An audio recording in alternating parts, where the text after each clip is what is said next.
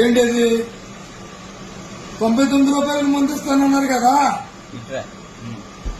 ఆ 99 రూపాయల మంది ఏమైపోయింది? ఇక్కడ ఉన్నంత సిండికేట్ అంతా ఒకటైపోయి సిండికేట్ అయి చాలా మోసం చేస్తారా? మిమ్మల్ని అడిగేది, అక్కడ 2019 నుంచి 24 వరకు దెబ్బలాడుకుంటూ వచ్చి జగన్ మీద దెబ్బలాడేమో, కొడాలని మీద దెబ్బలాడేమో, ఒక్క నా కొడుకన్నా ఉన్నాడా దెబ్బలాడేవాళ్ళు? మళ్ళీ దెబ్బలాడే అందరూ సిండికేట్లు, వ్యాపారులు. అది వ్యాపారం చేసుకుంటే ప్రభుత్వం వచ్చిందని ప్రభుత్వం వచ్చి వీళ్ళందరూ ఒకటైపోయారా?